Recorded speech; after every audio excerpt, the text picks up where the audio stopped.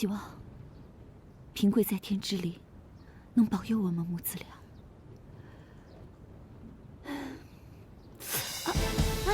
小姐，小姐，你怎么了？啊！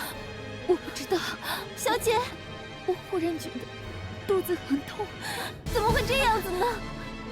对了，小姐，我听大小姐说你现在这么的虚弱，可能需要安胎啊。这样，我先扶你回去休息，我立刻帮你去抓安胎药啊。不用了。哎呀，小姐，你就别再逞强了。我现在还有钱，你别担心啊。我先扶你回去休息，走吧，走吧。我扶你休息，一会儿就去拿安胎药啊。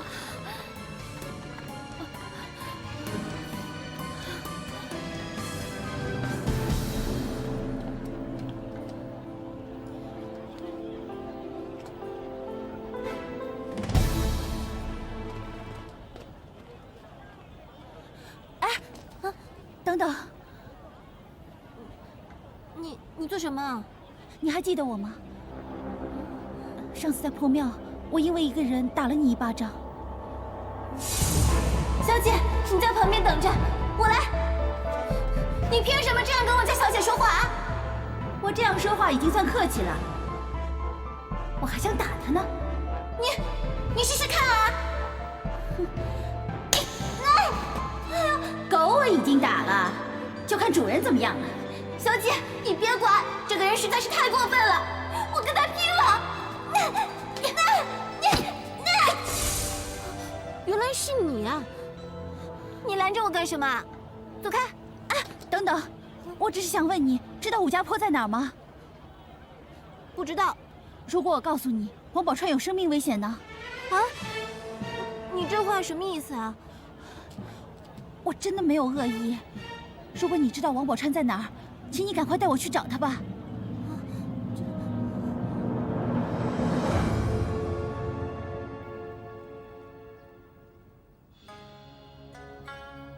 平贵，又过了几天了，我到现在都挺好的。小莲暂时留下来，她帮我上街去买安胎的药。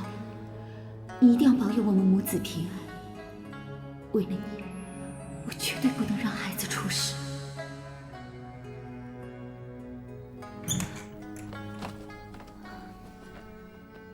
小姐，小莲，我把三姑爷他的妹妹带来了。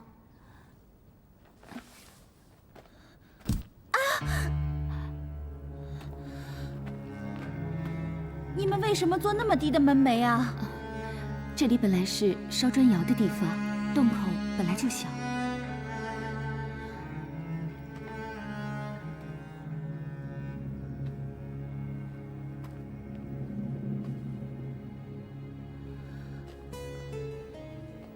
你一直就住在这里啊？哦，对了，小姐，薛姑娘说她有很重要的事跟你说。是，我是有重要的事要告诉你。你爹，他之前跟魏豹说，让他来抢你。来抢我？我爹为什么叫魏豹来抢我？因为你爹已经知道我哥已经战死在沙场上了。你爹说了，魏豹不管用什么办法，只要把你带回相国府去，他就可以成为相府的三姑爷。什么？我爹居然这么说，他真是太过分了。对了，小姐，刚才薛姑娘还跟我说，那个魏豹已经带了人，马上就要赶过来了。那我们该怎么办呢？弟媳妇儿，我们回来喽！嘿嘿，啊，哎，薛琪，你怎么会在这儿？哎，这不是二哥的妹妹吗？薛琪是来告诉我，说魏豹奉我爹之命，带着家丁来抓我。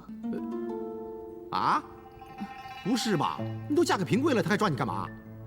可是魏豹说了，他只要能带回王宝钏，他就能成为相府的三姑爷呢。真可恶啊！这个魏豹讨打，他要是敢来，我第一个揍他。怎么揍他？你上次跟他交手的时候，你就没打过他，而且这次他带的家丁个个都身手不凡，你们是挡不住他们的。那既然挡不住，我们跑吧。走去哪儿啊？我们到城南边，他一定没想到我们会往那边跑。在那边住上一阵子，应该就没事了。可是卫豹说了，不管用什么方法，他都要抓到王三小姐。啊，一定要抓到他？那怎么办？那我们想想看，有什么办法让他死了这条心吧。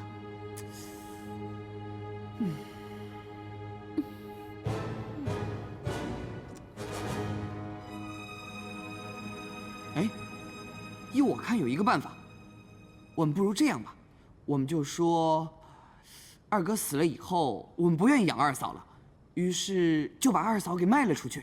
啊，你出什么馊主意呀？啊，卖什么卖啊？你说我说的是馊主意，那你说个好主意啊？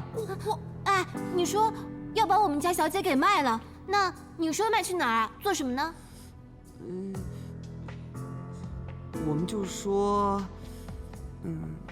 就说把二嫂卖给别人去当小妾了。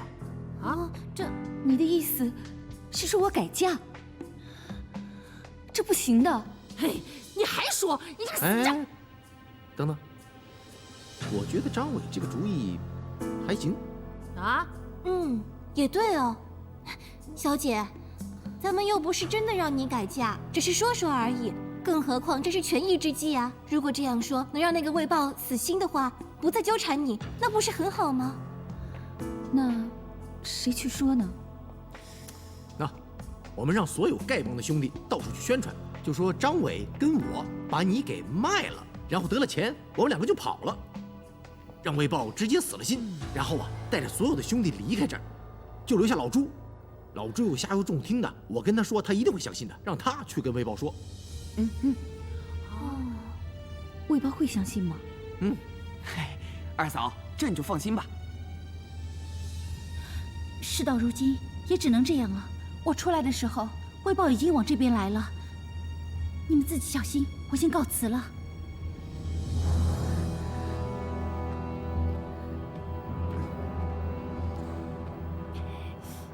哥，现在怎么办呢？哎，那我们也收拾东西离开吧。哦，好吧，说吧。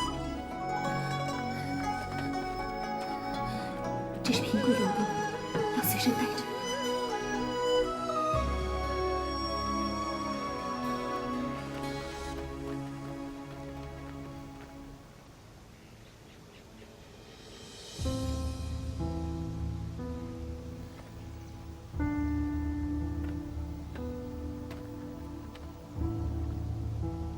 武家坡。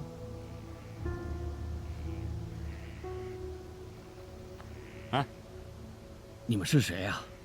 我是一个瞎了眼的乞丐，你们想干什么？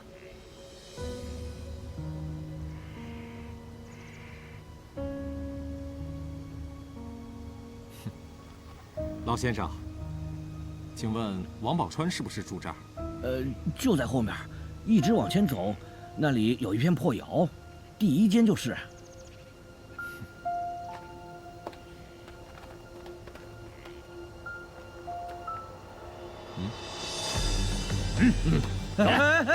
你们在干什么？走！你们干什么？快点！你们干什么拉我？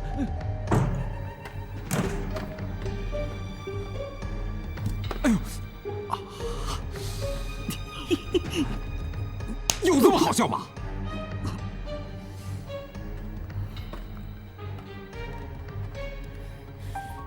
人呢？老实点！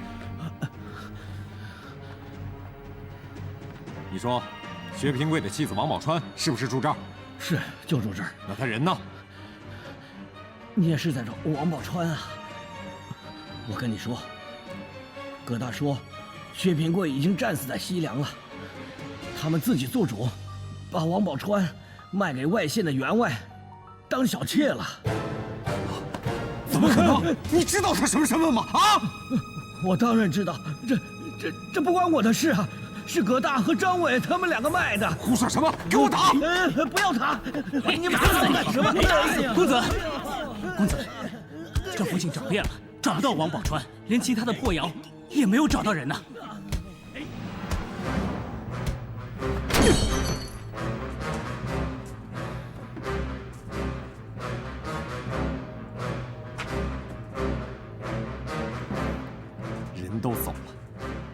这些菜干什么？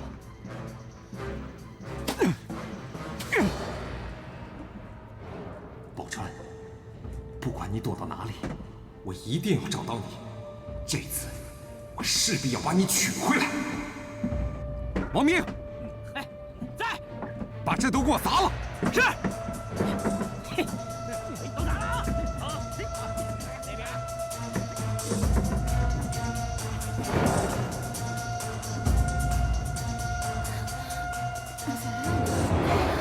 小姐，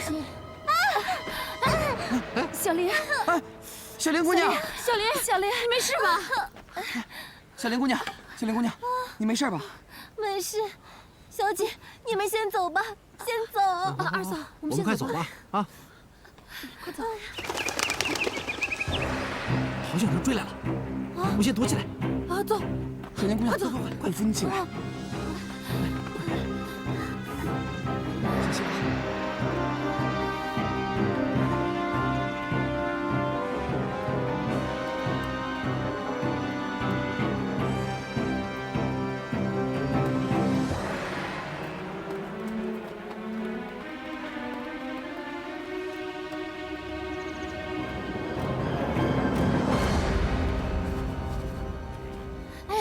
小心啊！小心啊，小姐！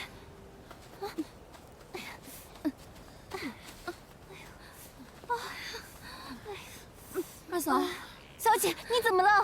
二嫂，肚子痛。不得，没事。哎呀，糟了！小姐，这安胎药你还没喝呢。哎，咱们得快点走啊！我看他们往这儿，那我们得往这儿，可别赶上。是啊，咱们快点走吧。来，小姐。哎呀！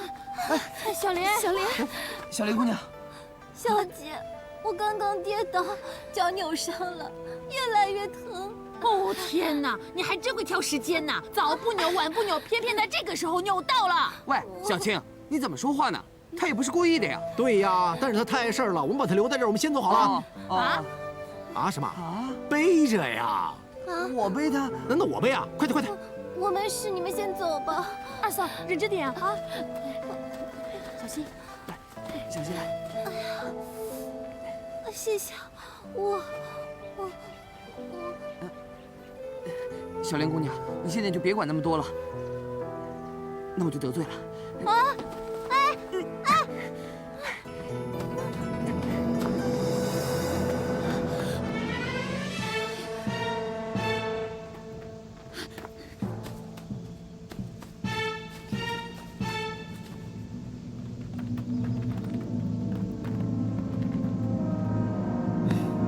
到底是谁通风报信，害得我一个人都没找到？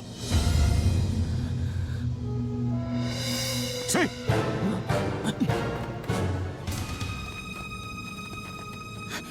住手！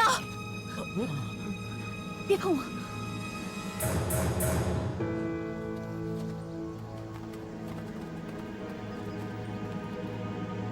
你怎么在这儿？我是想来看你，到底要干什么好事情？我？魏豹，你太过分了！你占有了我和你在一起那么长时间，你居然相信王相爷的话来抢王宝钏，你把我放在哪儿了？是。我的事你别管。你的事我不管，那我的事情呢？好，那么请你坦白地告诉我，你心里爱的是我还是薛平贵？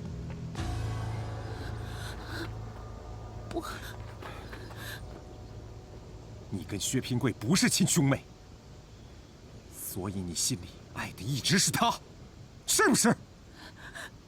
是，我从小到大爱的都是我哥。薛琪，你口口声声说爱我，可你心里想的是薛平贵。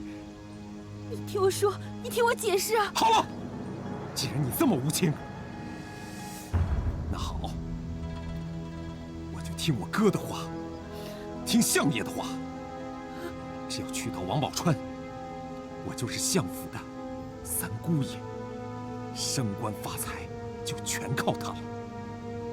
所以，我一定要娶她。至于你，我供你吃，供你住，咱们算两清。你无耻！我就是无耻。既然你这么无情，我就死心了。你怎么来，就怎么回吧。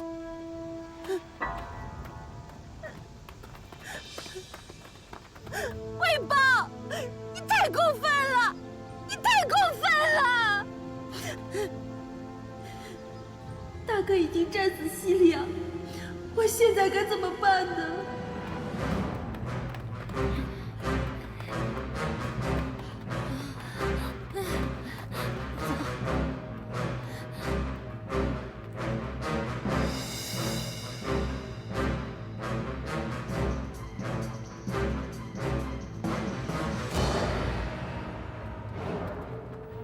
是这儿吗？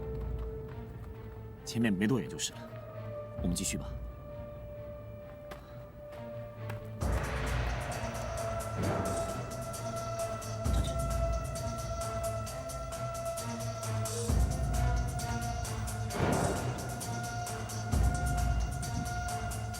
走。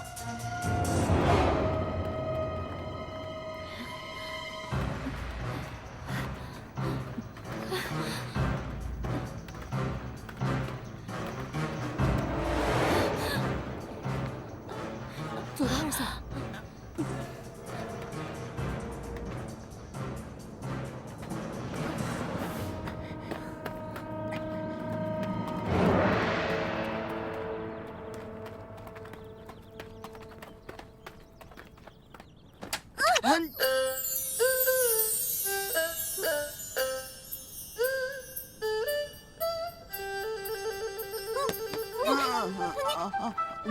你还不让我起来啊？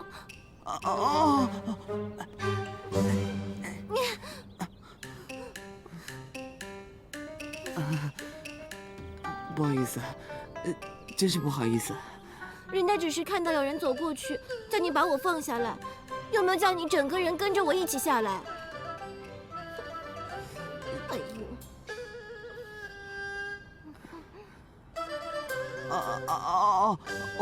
我看那几个人应该不是中原人吧？你管那么多干嘛？哦，对了，我们家小姐跑去哪儿了？你赶快带我去找她吧。哦，好。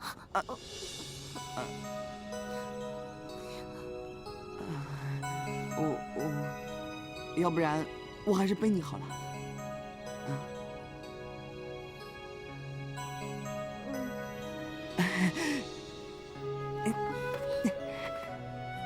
脏了。走吧。哦，好。来，上来。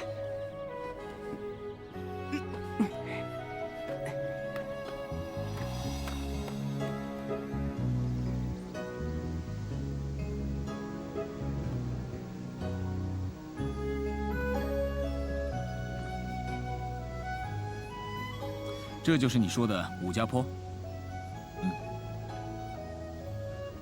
风景还不错，就是荒凉了一点。你家在哪儿？就在前面不远。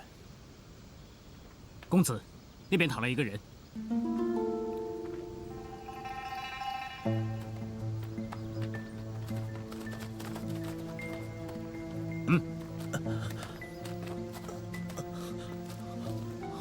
老朱，我是平贵啊！平贵啊！哎呀，你没死啊？没死没死，你怎么会伤成这个样子了？今天有个人来找你妻子，他就把我打成这样。你有我妻子的消息，她现在在哪儿？葛大说你战死在西凉，他跟张伟就把你妻子给卖了。卖到哪里去了？卖到隔壁的县里去了，具体我也不太清楚。我问你，那王宝钏是心甘情愿被卖的吧？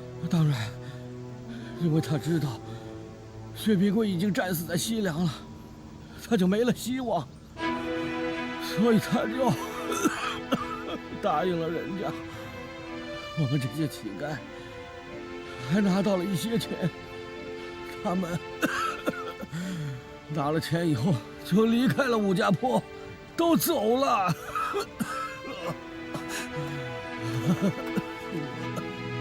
是。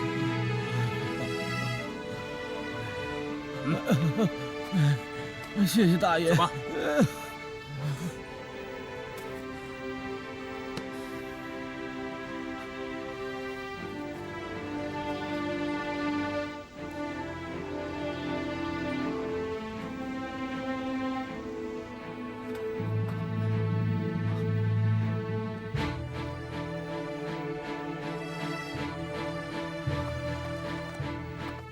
是谁？是谁把我住的地方弄成这个样子？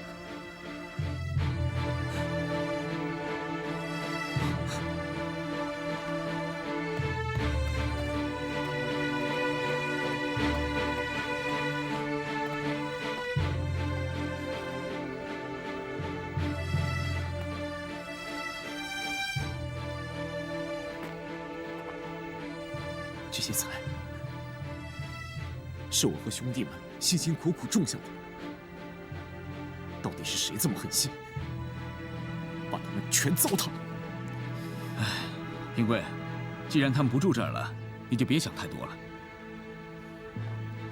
我刚刚发现，你住的这个地方还是很不错的，虽然不富裕，但是能感觉到，你原来在这儿还是很逍遥的。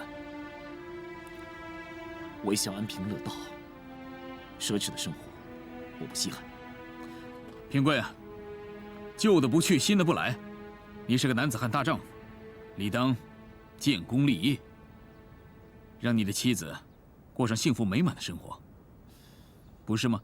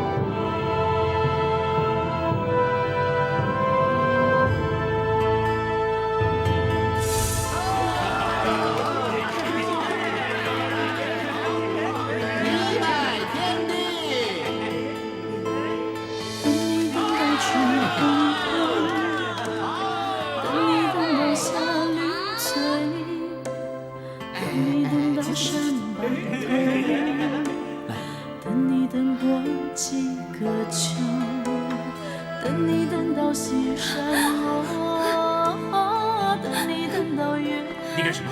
快快起来！苍天在上，我王宝钏今天在此发誓，就算再困苦的日子，我都会在寒窑等我相公回来。没想到我千里迢迢从西凉赶回来接你，你却因为我死在西凉，立刻就改嫁他人。你太让我失望了。大哥对我那么好，他们怎么会把宝钏给卖了呢？我真的无法相信。平贵，造化弄人。既然王宝钏有归宿了，你就把她忘了吧。现在你已经亲耳听到，也亲眼看到了，你就别想那么多了。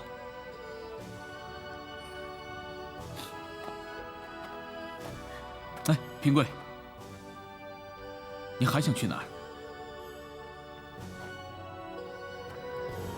还有个地方，我可能会找到他们。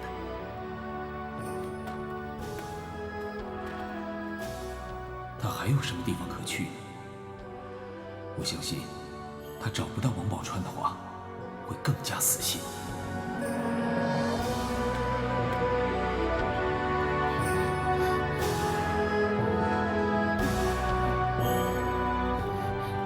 二嫂，二嫂，大哥，等一下！二嫂，你怎么了？你怎么突然脸色这么难看？你没事吧？肚子痛。二嫂，哎，弟媳妇，你怎么了？肚子疼。哎呀，那怎么行啊？哎，葛静，快把他扶起来，咱们进城找大夫去。啊，好，快点，等会儿啊。二嫂，撑着点啊。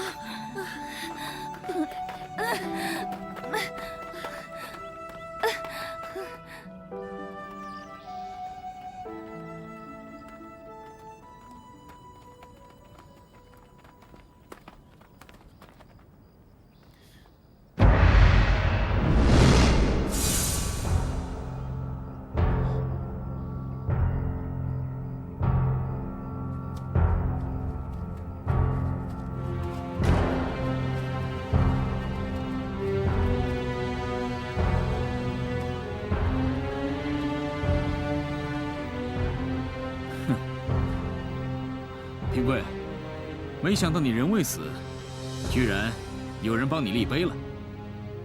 我问你，王宝钏是心甘情愿被卖的吗？那当然了，因为他知道薛平贵已经战死在西凉了，他就没了希望了，所以他就答应人家了。宝钏认定我已战死，所以帮我立碑造坟。如果他守得住的话，就不会离开寒窑。这分明是……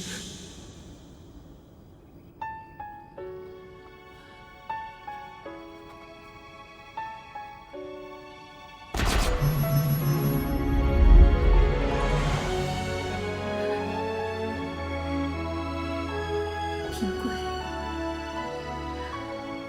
既然你已死，我再也没有留下的义务。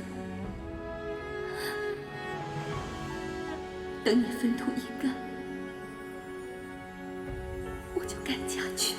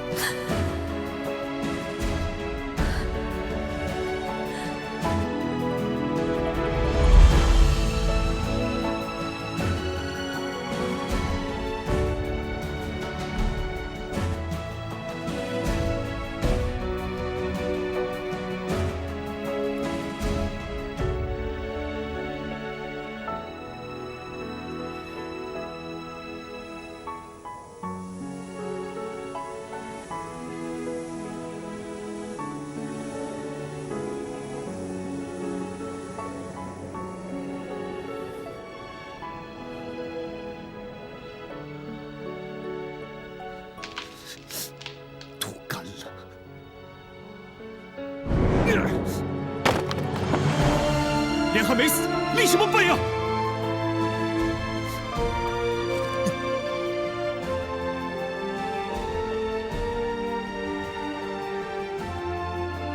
人既然已走，又这么绝情绝义，我留着这个缎袍有什么意义？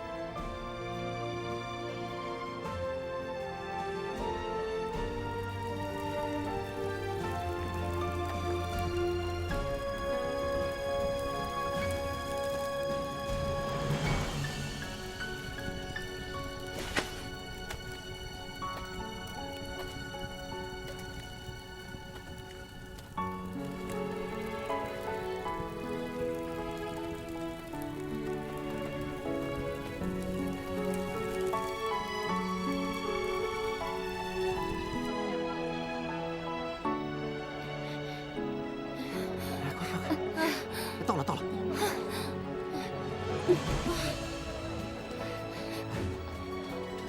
周大夫就在里面。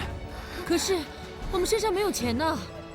钱我来想办法，你先带他进去，快点。哦，好。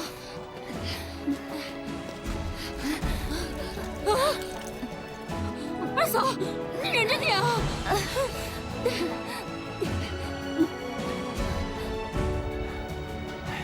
钱怎么办呢？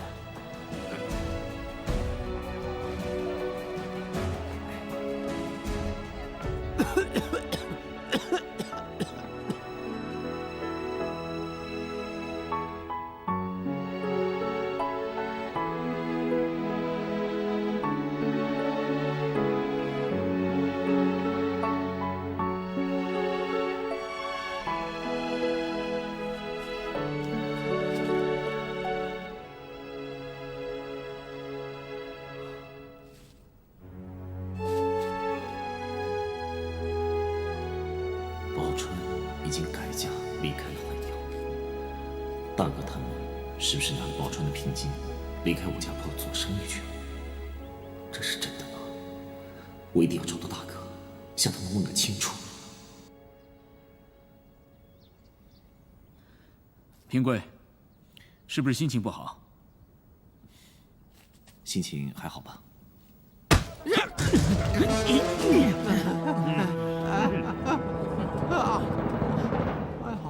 王宝钏在哪里？不知道，不知道。不知道？哼，你敢跟我说不知道？今天你要是不告诉我的话，我就当街杀了你。那个薛平贵他死了，王宝钏跟我们是累赘，我们就把他给卖了。你终于承认了，快说，卖哪儿去了？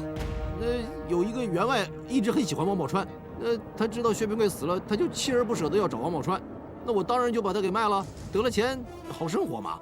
我钱都分给兄弟了，丐帮我也解散了。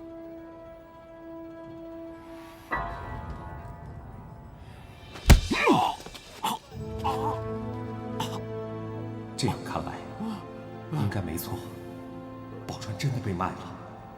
那我应该到哪儿去找他们？好，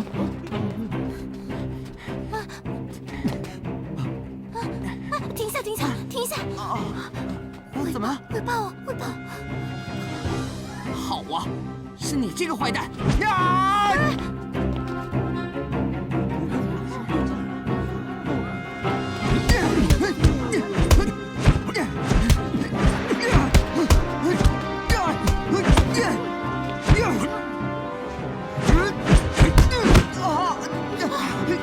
你没事吧？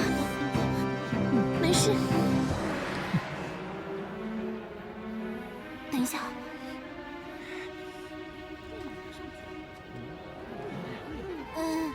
魏公子。小莲，你怎么在这儿？魏公子，你这样当街打人不好看吧？小莲，啊？你们家小姐呢？我也不知道啊，我也正在找我们家小姐。我听他们说我们家小姐被卖了，所以我也很着急。哦。魏公子，麻烦你一起帮我找小姐，好不好啊？这样啊。嗯。好，我会继续找的。不过你呢，要是找到的话，一定要马上告诉我。好。一定啊。会，我找到会立刻跟你说的。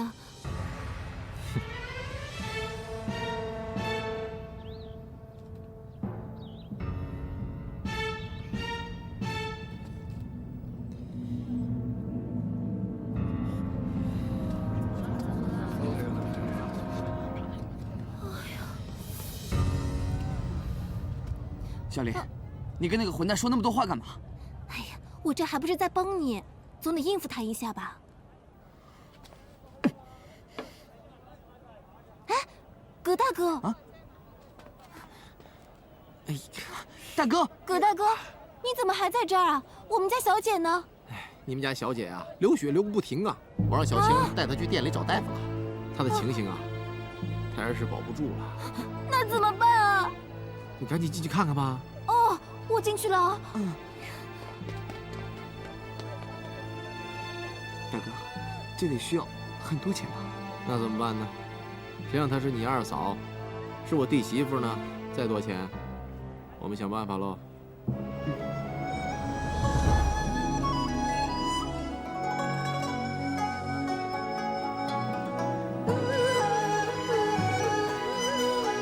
上一次承蒙你和那些丐帮兄弟掩护我和公主出城，这份恩情我一直都想报。只是我们已经找遍了整个长安城，都找不到他们的踪影。你说他们会去哪儿呢？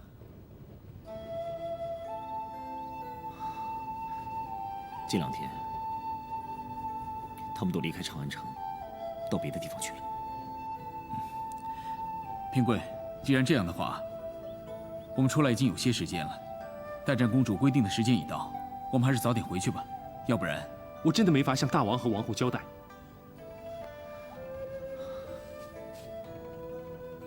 小七已经不认我这个大哥了，终日和魏虎、魏豹他们在一起。既然小七嫁给了魏豹，过着幸福的日子，我还是不要去打扰他了。平贵，凌霄，谢谢你陪我走了这一趟，辛苦你了。别客气，既然你找不到人，那我想你在中原的牵挂呢也没有了，即刻启程回大梁吧。站住！站住！啊，干什么？这我们的地方，我们得进去啊！我们有急事，快放我们进去！啊！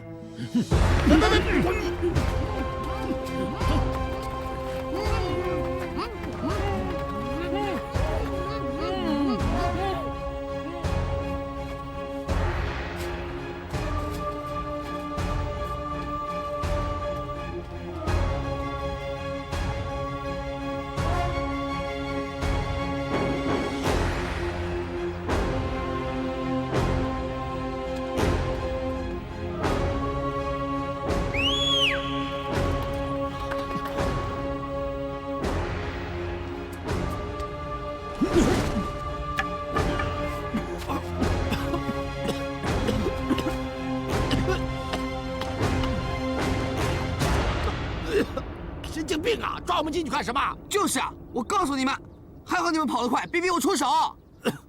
我说张伟，那4个人干嘛的？我也不知道啊。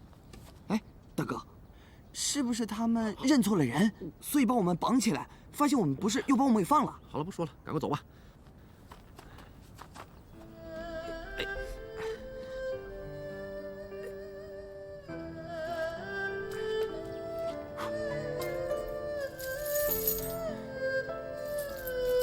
大哥，这是你留的压箱底的钱啊！是啊，这些银两啊，我连小青都没让他知道。我知道大哥相信我，我是不会动你这些钱的。可是，你不是说这些钱要留给小青将来出嫁用的吗？哎，出什么嫁呀？老姑娘要嫁谁呀？再说，都是我害了她，整天把她带在身边，跟进跟出的，爱她，反倒害了她。说的也是。小青她不会怪你的，可是大哥，这些钱是我们用逃跑不要钱吗？再说，你二嫂身体那么差，这些银两啊，得给她抓药。不照顾好宝钏，我们怎么对得起平贵在天之灵啊？对吧？好，走吧。当心，大哥。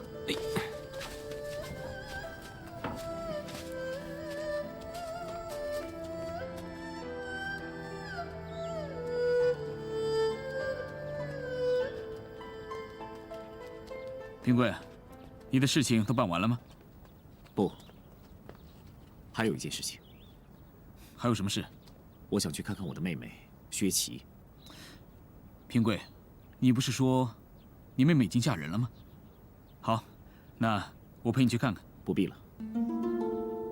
为什么？因为她所嫁的人就是我的仇人魏豹。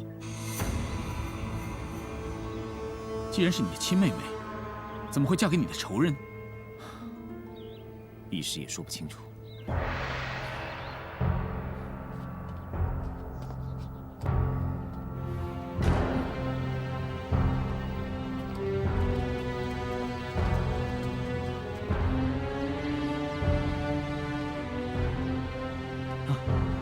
谢姑娘。子回来了没有？还没有。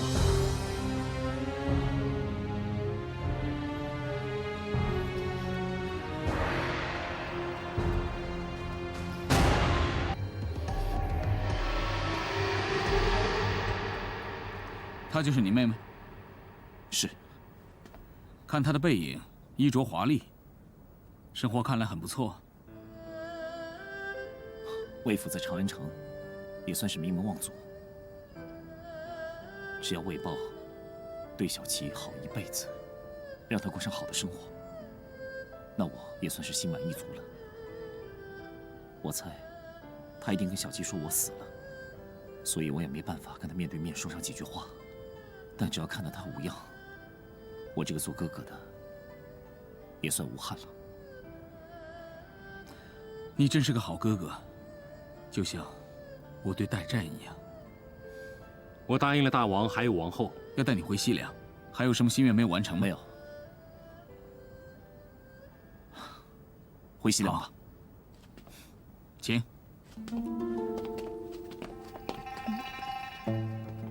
娘子，你看什么呢？刚刚那些人穿着好奇怪呀，好像不是中原人士哎。嘿，娘子，你管他是谁呢？这是我家魏府，他们来看气派。进去吧。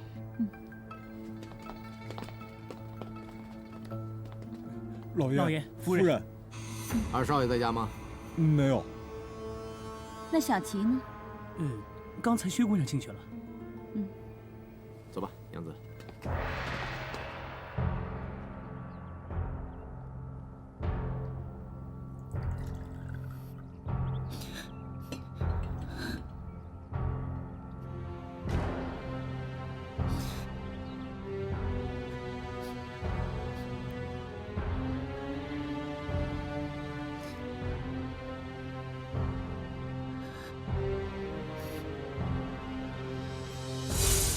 那好，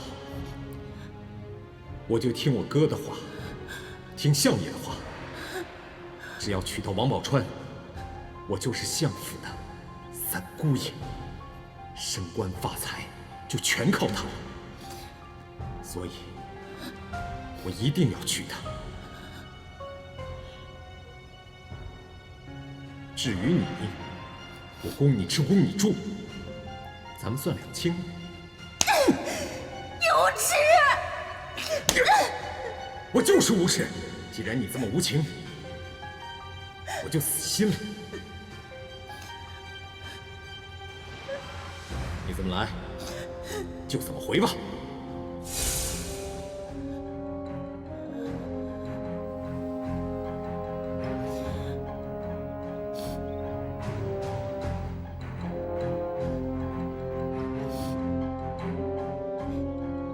既然爹娘不在了，大哥也走了，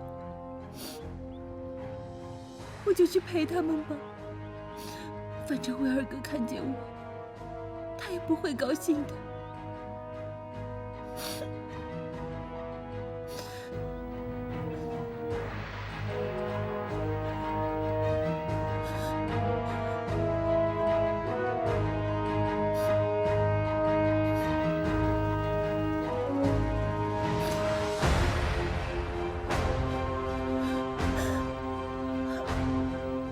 小琪，小琪，小琪，你在做什么？小琪，你在喝什么呀？毒药！啊！你为什么要喝毒药？啊！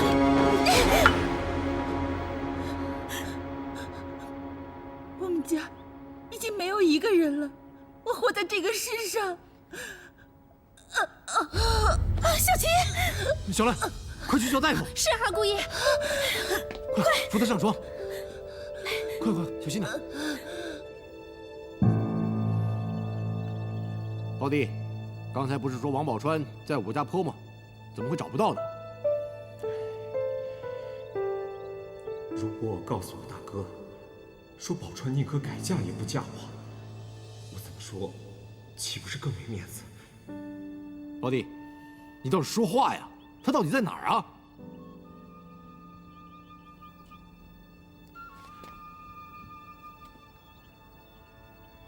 大哥，今生我可能跟王宝钏真的无缘。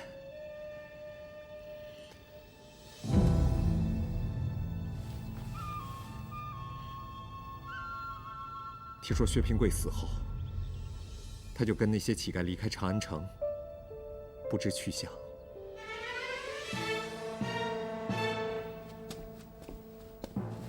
什么？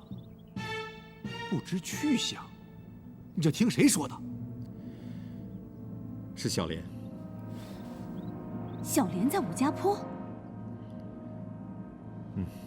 好啊，这死丫头，难怪我这几天见不到她，原来是偷偷跑去找宝钏了。魏虎，你现在立刻去叫人，去把小莲给我抓回来。二姑爷慢走。宝弟，你到底是怎么搞的？大嫂什么意思啊？薛琪他喝毒药自杀了。什么？薛琪自杀？他人呢？你先别着急，幸好我进去的时候他刚喝下毒药，我立马就请大夫前来替他把毒药给逼吐出来。不过大夫说还是有中毒的迹象，他现在昏睡在你房里。啊！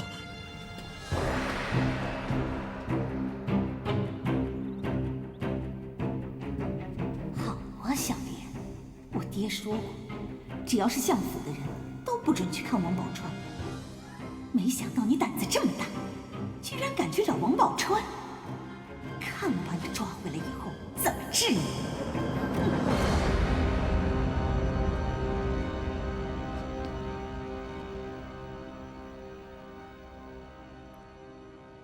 小琪，你为什么选择自杀？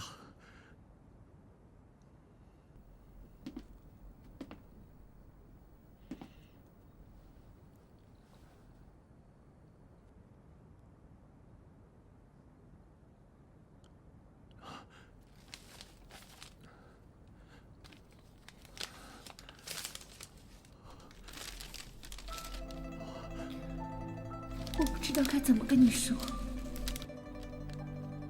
如果你真的喜欢那个王宝钏，我成全你，因为毕竟我不是你喜欢的女孩子。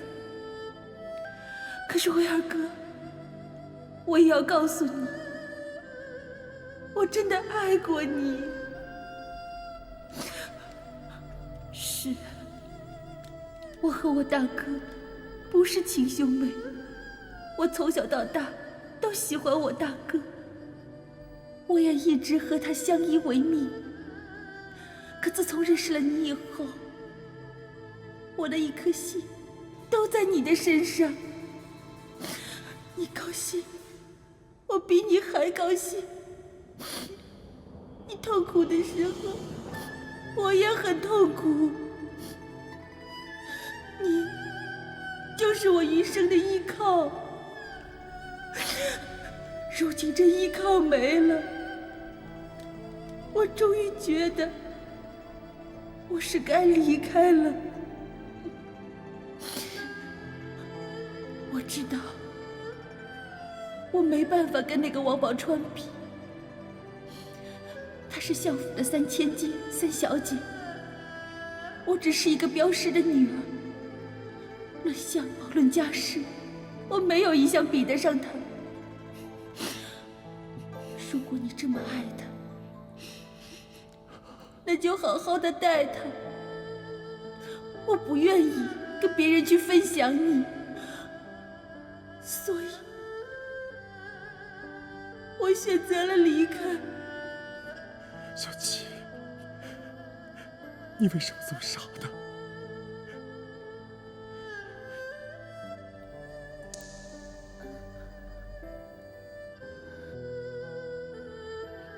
难道你不知道我喜欢你，我爱你吗？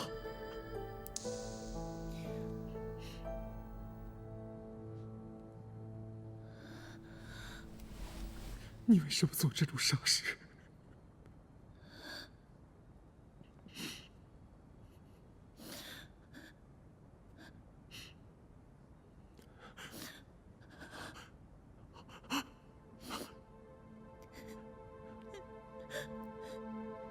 你这在做什么？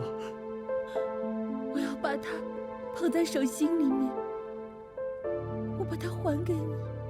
小七，你为什么要这么傻呢？你为什么自杀呢？不要问，我真的没有活下去的勇气。我不允许，我不许你再做傻事情。小七，我不会再让你离开我的，我爱你。你别哄我，你别骗我，我经不起再次受伤了。我没骗你，我没有哄你。跟你相处的这段时间，我真的很快乐。从小，我就是要什么有什么，什么都不缺。我大哥和我大嫂一直很宠我，所以我不知道天高地厚。可是我大哥，他就是要我去王宝钏，我只好听大哥的。自从认识你，跟你相处以后，我才觉得，其实我不听大哥的话，我就可以更自在。我可以自在的爱我所爱的人。你说的这些都是真心话吗？我没有骗你。当相爷要我去寻找王宝钏的时候，我真的很犹豫，我真的很抗拒。可是我哥硬要我去找，我没办法，所以我回来想跟你商量。可是看到你在祭拜你大哥，大哥，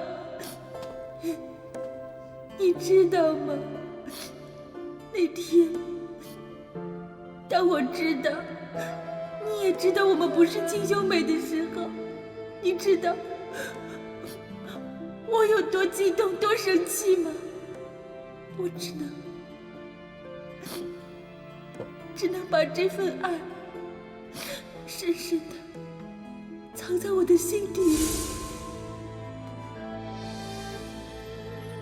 所以我气，我恨。我心想，我那么喜欢你，那么爱你，可是你心里爱的却是薛平贵。是，我从小到大都喜欢我大哥。自从认识了你以后，我对你也慢慢产生了爱意。我看了你的心，我都明白了。小七，对不起，我不应该对你那么凶。我现在知道了，你对我凶是喜欢我，是爱我。可是如果你不要我了，我真的没有活下去的勇气了。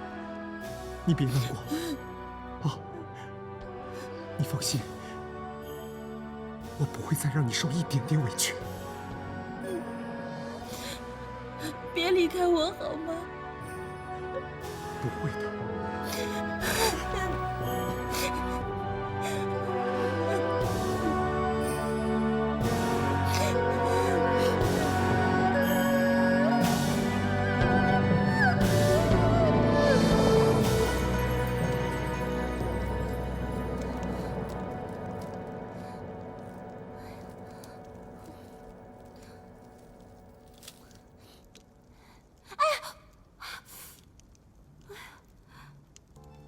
已经喂了这么多碗了，小姐怎么还不醒啊？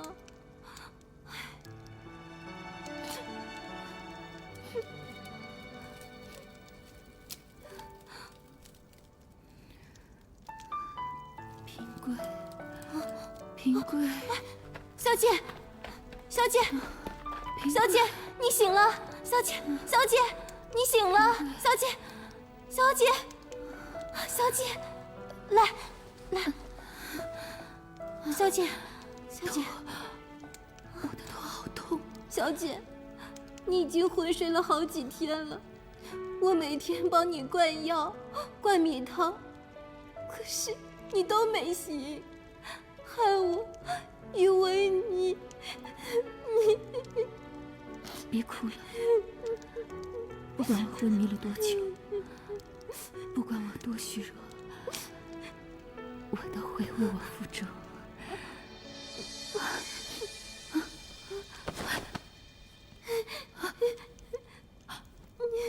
我的孩子呢？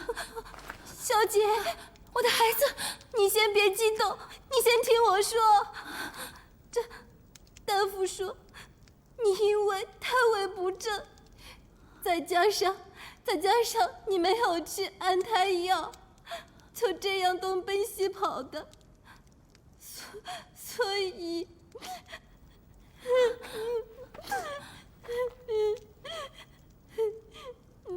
所以你的小孩子不保了。你说什么？我的孩子没保住，我的孩子没。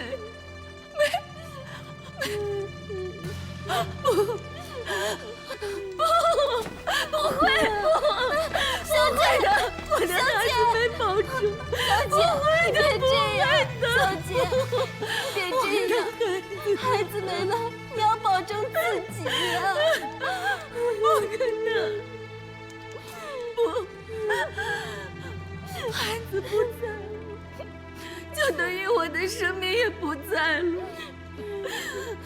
小莲，你不明白吗？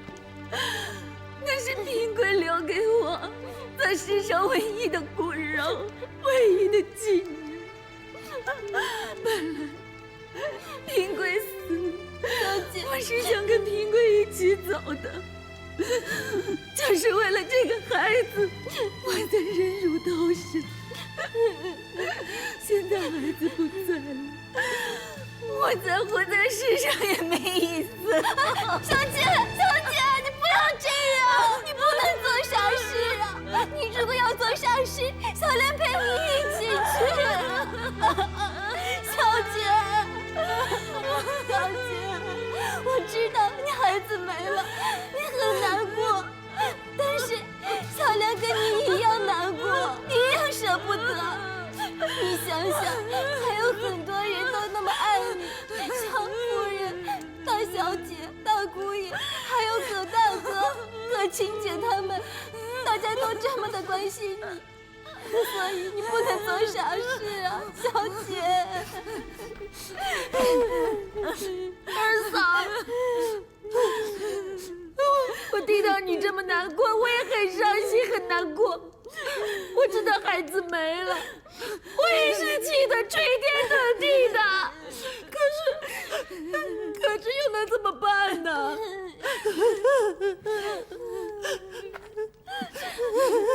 小姐，好了，别哭了，先把他扶起来，起来。小姐，起来吧，起来，来，小姐，来，小心啊！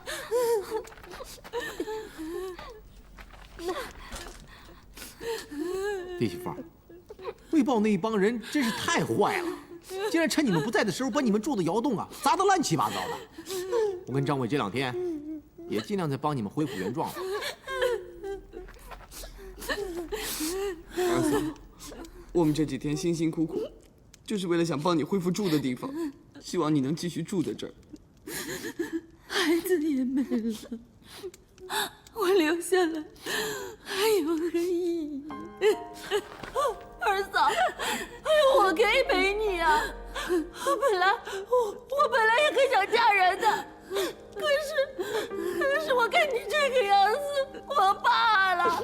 算了，我不要嫁了，我陪你，我们相依为命好了，好不好？我的包袱呢？我的包袱呢？等一下，我去拿，小姐。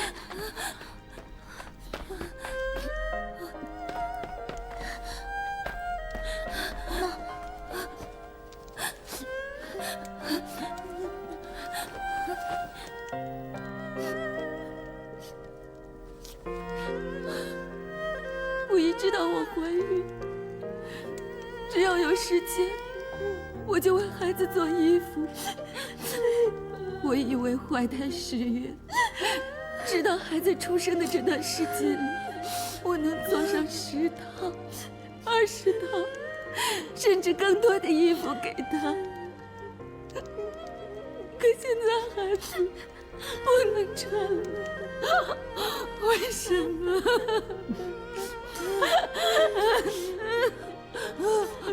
我也有，我拿给你。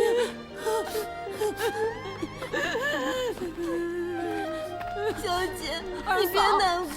这些布，为了给孩子做衣服，我去布庄跟他们要他们不要的布，现在孩子都没了，这些布全都浪费了。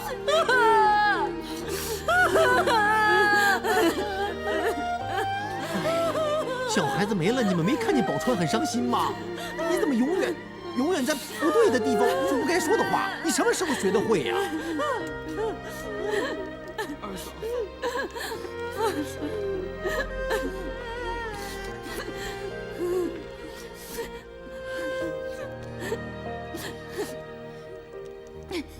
二嫂，虽然孩子现在没了，可那毕竟是你和二哥爱的结晶。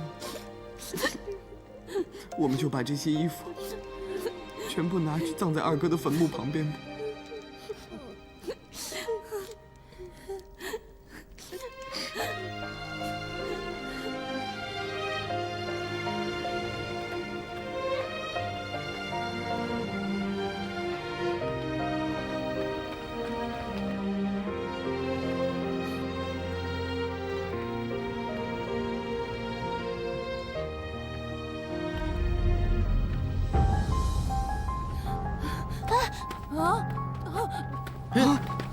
怎么会这样子？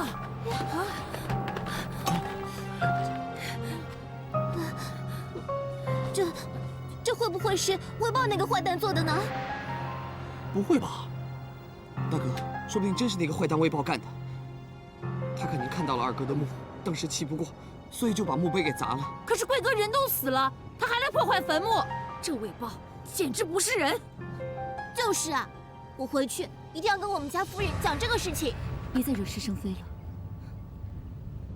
只要魏豹不再来找我，破就破了吧，我也不再计较。大哥，赶快把贵哥的墓碑立好吧。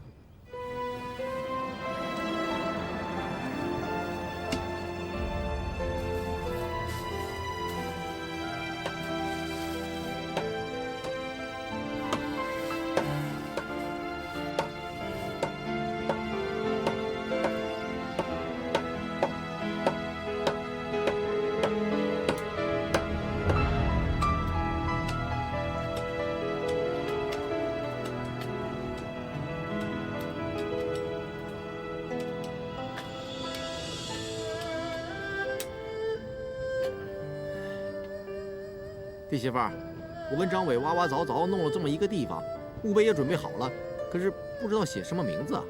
是啊，二嫂，我跟大哥也不认识字，所以不知道该怎么写。小姐，我想我们就写薛公平贵之子，这样行吗？孩子还没出生，名字也没取好，行或不行都没有关系。二嫂，那我们就把这孩子的衣服跟他爹一起埋在这个地方吧。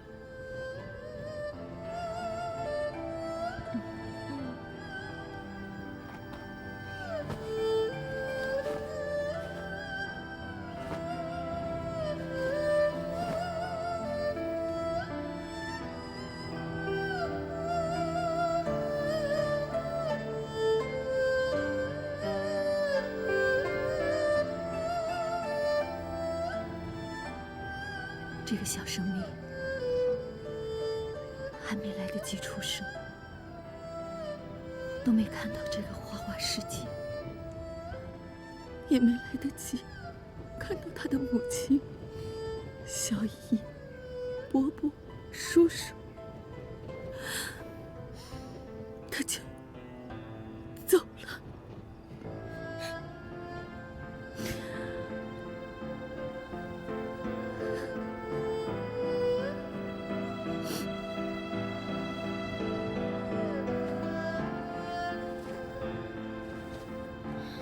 二嫂，别再难过了，我们把衣服埋了，从头开始吧。把衣服埋了，也就表示在这世上没有我留恋的事情。平贵，等着我，我会跟你去的。小姐。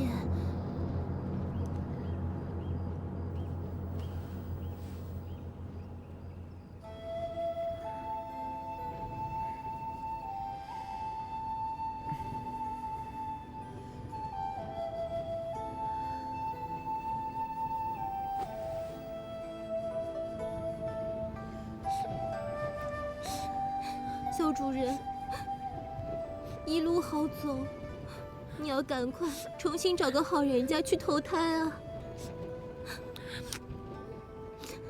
我不知道你是侄子还是侄女，总之，你不要再留恋，你就安心的走吧啊！乖啊！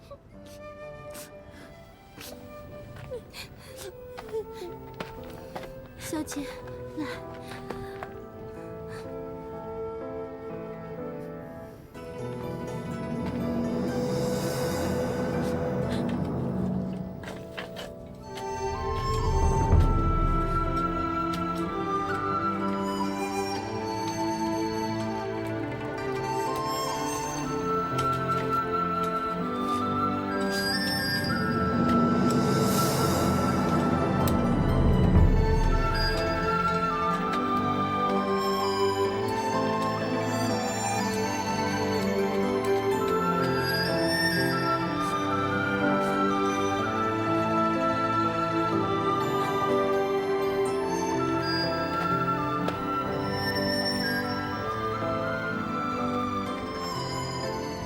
平贵，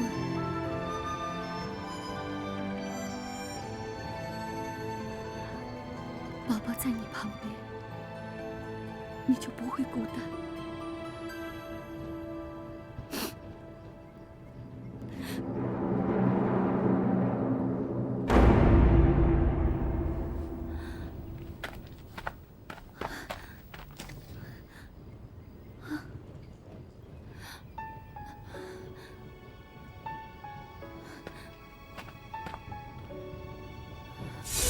雪狼，雪狼，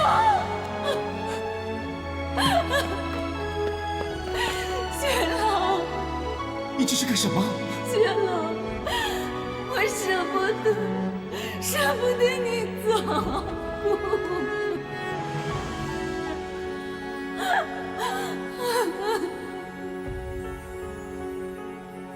你放手吧。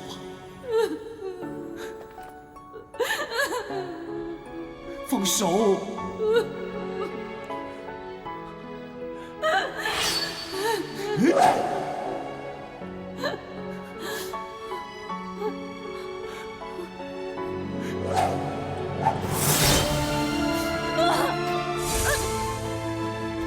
这是平贵走的时候割下的短袍，半截在我手中，另外这半截怎么会在这儿呢？雪狼！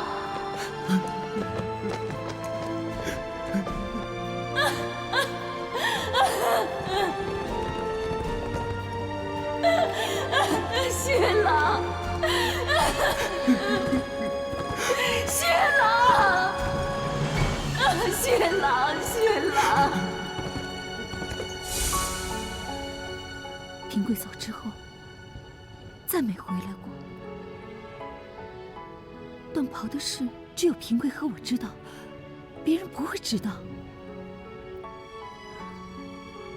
如果魏豹看到这坟墓，他一定会把坟墓捣毁，不可能只把墓碑毁掉。平贵他没有死，一定是平贵，平贵！贵，平贵，平贵，你在哪儿啊？平贵，平贵，平贵，你在哪儿？平贵，你出来啊！你别躲啊！你出来啊！平贵，平贵，你不要躲了，你出来吧！我知道你还没死，平贵，平贵，你在哪儿啊？小姐，你怎么了？你出来见见我吗？平贵，小姐，平贵，平贵，你怎么了？出来啊！过来，大哥。平贵，小姐，二嫂，你不要再叫了，小姐。平贵，小姐，他是不是想念贵哥烫脑袋？平贵，你出来啊！小姐，小姐，你不要再叫了，小姐。姑爷真的已经死了。小莲，我告诉你，平贵没有死，他真的回来过了。啊，二嫂，你天天晚上梦到贵哥，白天起床也想着贵哥会回来，这些都是你的幻想。不是，他真的没死。平贵，哎呀，你在哪儿啊？平，你就别再伤心了呗。是啊，二嫂，这俗话说人死不能复生，二哥已经不在了，你就别想了。不是，平贵真的没死，他真的回来了。啊，你们看，这块布是我在墓边找到的，你们认不出来吗？这块和我一直留在身边的那块布是一模一样的。可是，这乌漆麻黑的，我们真的没办法跟那个缎袍联想到一块儿啊。是啊，二嫂，就凭这一块烧焦的东西，怎么能证明二哥还活着呢？因为这件事只有我跟平贵才知道，任何人都不知道。而且我相信平贵一直把这个缎袍留在他身边，那又怎么可能会在这儿出现呢？啊！二嫂，如果二哥真的还活着的话，那他干嘛到现在还不来找我们？还有那个墓碑，他为什么要自己砸了呢？我不知道他到底发生了什么事，但是我一看到推倒的墓和这个烧焦的缎袍，我就可以肯定的说，一定是平贵做的，一定是。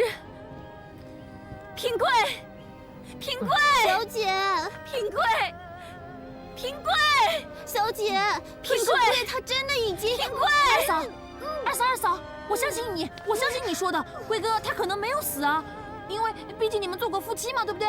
你做妻子那种直觉是最准的。如果你说你的丈夫没有死，那就可能真的没死，贵哥还活着。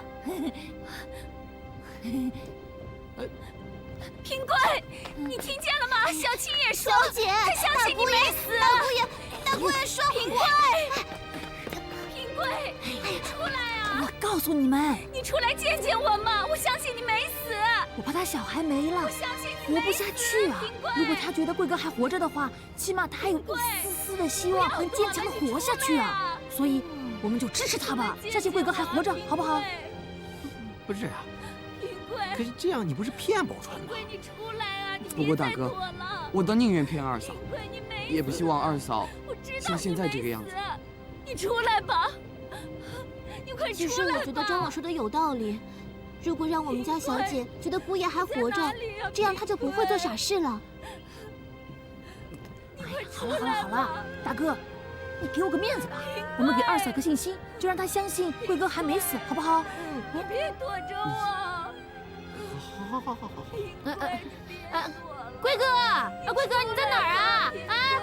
贵哥，平贵，你在哪儿啊？贵哥，二哥，贵哥，平贵，你在哪儿啊？二哥，你在哪儿啊？贵哥，快出来吧！出来你见见我在哪儿？们！二哥，平贵，你快出来吧！平贵，快出来吧！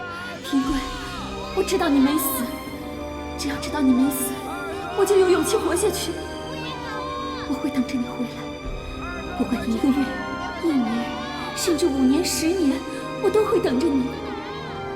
平贵，你一定要回来，一定要回来。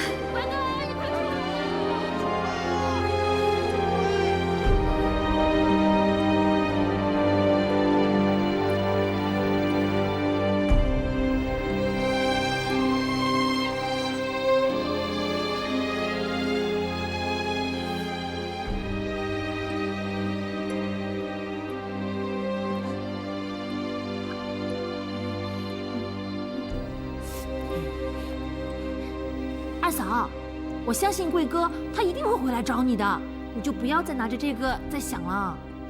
对啊，小姐就别想了。你现在看看你这个窑洞，葛大哥还有张伟他们呢，帮你重新整理过了。你看你满不满意呀？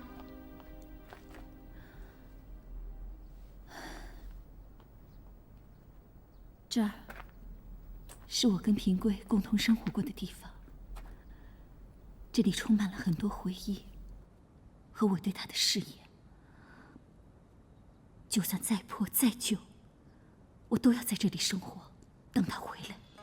哎，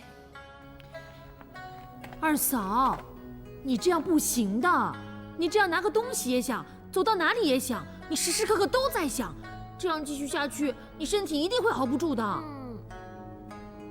平贵，如果你真回来了，却没有找到我，那你又去了什么地方？你到底在哪里？我又能在哪里找到你呢？小姐，你一定要振作起来啊！还有啊，你看看这里的东西都这么的破旧，那我不如回去跟大小姐说，叫他们重新帮你买一些，这样不。经过这次事件，我更不想要相府的任何东西。我不想要任何人可怜我、同情我。就算你碰到了夫人，也别告诉她我发生的任何事情。我不想让他们知道我流产了，我不要他们来看我。可是小姐，老夫人你就告诉她，就说我离开长安，去别的地方住了。可是万一老夫人她问起哎呦，我好了，小莲，你就听二嫂的话嘛。哎，说真的，这个都要怪他爹，没事叫魏豹来抢什么亲嘛，害得二嫂流产。这样说起来，都是他自己害死他自己的外孙。这种人呐，一定会有报应的。算了，不提了，咱们还要生活。哦。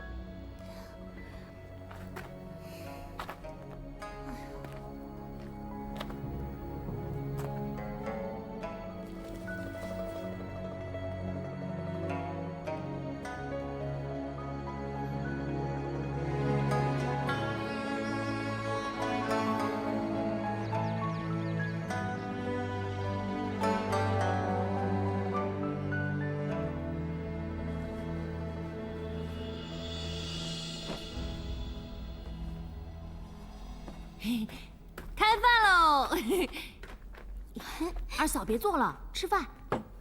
哇，二嫂，恭喜你哦！最近你的气色越来越好了，多吃点菜。是啊，小姐，你要多吃一点，这样身体才会好呢。谢谢你们这样照顾我。哦，对了，小姐，冬天快来了，我待会儿吃完饭呢，就上街帮你去买点衣服。小莲，你身上有多少钱呢？你怎么能一直帮我买东西啊？其实，这阵子的医药费都是你在出，我真的于心不忍。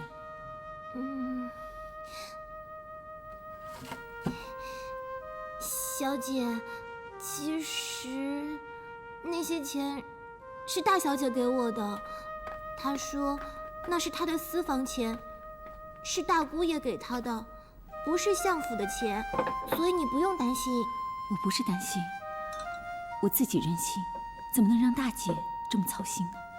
小姐，大小姐这么疼爱你，你是知道的。如果能花点钱帮到你，那大小姐她一定会很高兴的。娘和大姐对我真好。快点吃吧。